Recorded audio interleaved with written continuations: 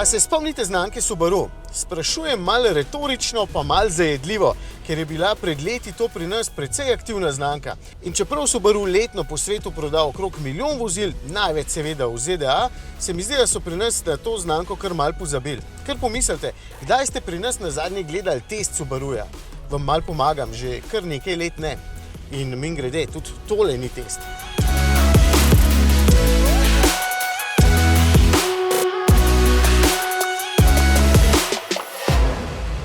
Je pa tole premiera in sicer novega modela Crosstrek. Da ne boste preveč zmedeni, tole je model, ki se je do zdaj v Evropi imenoval XV, povsod drugod pa Crosstrek. Zdaj so se odločili stvari malo poenostaviti, da bo v bistvu vsem jasno in ne bo nobene zmede. Je pa tole povsem nova generacija in ni nov samo napis oziroma nalepka tamle zadaj. Glede na znamko Subaru, je pa tudi vreme kar te pravi. Tako da kapa danes stane gor, da ne bo lasje preveč mokri. Lasje, ja. Dolg je 4,5 metra, je pa tole tipičen Subaru, kar pomeni, da boste v tehničnih podatkih našli tudi terenske kote. Pogon je namreč 4-kolesni, oddaljenost od tal dobrih 22 cm in tole precej dobro pleza po terenu, čeprav izgleda bolj kot kakšno mestno vozilce. Aja, vstopni kot je 18 stopinj, izstopni pa 30,1, če vas lik zanima. Sem nekje prebiral tehnične podatke in ujel, da ima prtljažnik 564 litrov prostora in se mi je zdelo skrajno neverjetno in se mi še zdaj zdi, ko ga gledam, tole ni toliko, ali pa sem jaz napačen podatek prebral, no ali pa so merali do stropa, čeprav tudi to težka.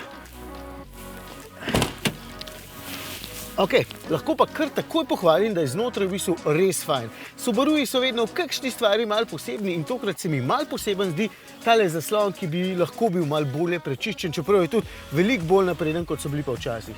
Vse ostalo štima, materiali so zelo dobri, izdelava tudi, sedin zelo fajn, stikali v bistvu precej veliko, odlagališča so uporabna. To je en tak super avto za preživetje v mestu ali pa v naravi. En tak mini avto za apokalipso. Ok, pa gor.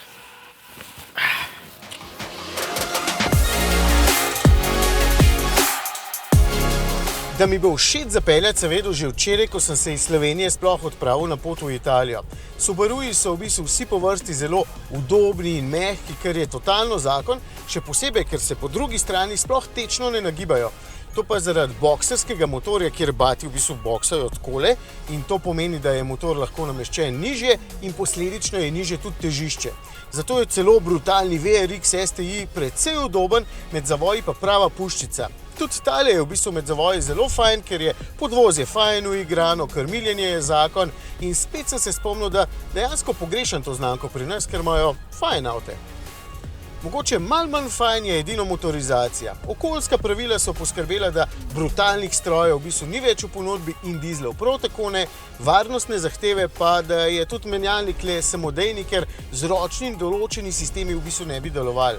Menjalnik je tukaj CVT, motorja 1,6 ni več v ponudbi, tako da edina kombinacija je takšen 2-litrski atmosferski bencinski motor s 100 kW moči oziroma 136 konjički. V kombinaciji s tem menjalnikom pa v bistvu to pomeni, da če močno pohodam plin, motor vseeno zarohni in menjalnik poskrbi, da je dretja nekoliko več. Ampak vseeno po kakšnih 40 km vožnje imam porabo 7,4 litra, pa vzpenjamo se, tako da zaenkrat ok. Sem pa preveril še, kakšne bodo cene pri nas. Vstopni model z zelo veliko opreme, moram to poudariti, bo imel ceno 37 240 evrov, takšen z malo več opreme še celo pa 1500 evrov dražji. A ja, pa preveril sem tudi, koliko ima litrov prtljažnik. 328.